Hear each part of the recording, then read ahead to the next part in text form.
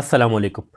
فینل سیډ کوم ته چې اردو کې سونف وایي، پښتو کې ورته موږ کاږه وایو، په فارسي کې ورته بادیان وایي. د انساني صحت لپاره ډېر زیات بهترین تخم دی. اول زه تاسو سره دې 10 قسمه فایدې ښیم او بیا درته د وزن کمیدو نسخه او د معدې لپاره یو بهترین نسخه چې کوم د کږو نه جوړیږي هم درته ښیم. ویډیو تر اخره وګورئ، انشاءالله تاسو ته به ډېر زیاته فایده وشي. په لومبي نمبر چې د کږو د خوراک کومه فایده ده، هغه د معدې لپاره بهترین رزلټ ورکوي. په معدې ګیس، بدهضمۍ کې، د معدې سوځېدو کې یا د خېټې پړسېدو کې، په دې ټول علاماتو کې د کږو خوراک بهترین دی او مفید دی.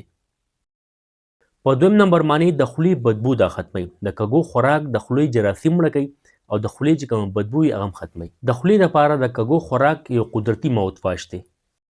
په دریم نمبر باندې کوم خلک وزن کمول غواړي، نو د کږو خوراک وزن کموي، چربي ویلي کوي.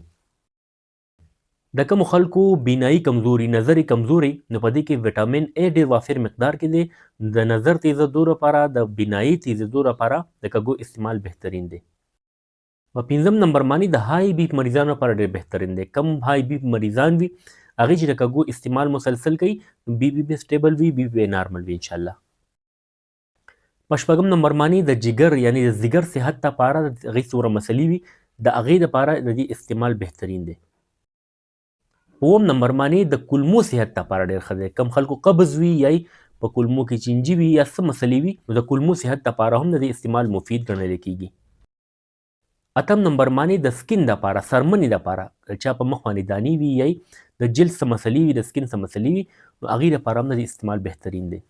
په نهم نمبر باندې ډایبیټک پیشنټ یعنی شوګر والا، شکر مریضان چې کم وي هغه هم د دې استعمال کولی شي. دې سره به یې څه حده پورې شوګر کنټرول وي انشاءالله. لسم نمبر باندې کوم خلک ذهني تناو ښکار وي، پریشانه وي، ټینشن ډپریشن ښکار وي، نو هغې چې د کږو خوراک کوي یا د کږو قهوه استعمالوي، نو ذهني سکون به ورته میلاویږي. د کږو د خوراک عامه طریقه خو بالکل ساده ده.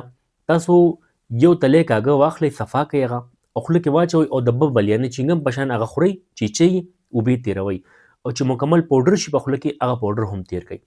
دا ډوډۍ خوراک پسې چې تاسو خورئ، نو معدې کې مو ګیس، بدهضمي نه جوړېږي او نورې هم چې کومې فایدې ما ذکر کړي دا به تاسو ته میلاویږي. بله طریقې دا ده چې تاسو یو چمچ یا 2 چمچي د کږو په یو ګیلاس اوبو کې د شپې نه واچوئ. اول به کاږه صفا کوئ، نه به ډکې لر کوئ، یو ګیلاس اوبو کې پرې واچوئ. سهار به هغه اوبه چڼ کوئ او هغه اوبه به وڅښئ. په دغه طریقه استعمال هم دا څومره فایدې ما یادې کړلې دا به تاسو ته انشاءالله میلاویږي. اوس راځو کوم خلکو معدې مسله وي، د معدې ډېر زیات تکلیفونه یې ورته بیماریان یې دوايانې استعمالوي، هغه خلکو لپاره کومه نسخه ده؟ نو د معدې لپاره بهترین نسخه د کږو نه جوړه هغه داسې ده چې تاسو به یو چمچ سونف کاږه واخلئ، یو ټوکړه ادرک به واخلئ، یو څو پاڼې پودینه به واخلئ او د دې قهوه به جوړه کړئ. خو به وخوټ کوئ اوبو کې، بس دغه قهوه ده، چیني به پکې نه اچوئ او دغه سهار او غرمه او ماښام یو کپ څښئ.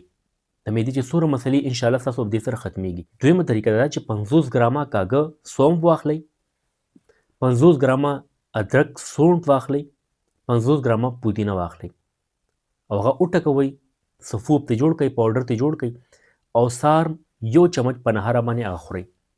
انشاءالله د معدې چې څومره مسلې دي هغه یې سره ختمې شي. کوم خلک وزن کمول غواړي هغې لپاره بهترین نسخه ده. دا مسلسل چې تاسو استعمال کوئ او ورسره مصنوعي خوږه تاسو پرېږدئ، غوړ خوراکونه پرېږدئ، نو د ډوډۍ خوراک لږ کم کوئ، نو انشاءالله ډېر زر به ستاسو وزن کم شي. ګورئ، یو چمچ سونف د کږو به واخلئ، یو چمچ زیره به واخلئ، سپینه زیره، او یو ګیلاس اوبو کې به زیره او دا کاږه واچوئ. سهار به هغه اوبه چڼ کړئ او به وڅښئ. دغسې یو ګیلاس اوبو کې یو چمچ زیره، یو چمچ سونف یا کاږه دا واچوئ، په اور باندې کېږدئ، ویې خوټ کوئ، قهوه غوندې تیاره کړئ او هغه اوبه چڼ کړئ، هغه وڅښئ.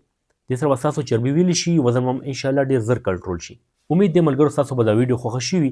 داسې معلوماتي ویډیوز کتل غواړئ زما چینل ډاکټر شبیر پښتو خامخا سبسکرایب کړئ.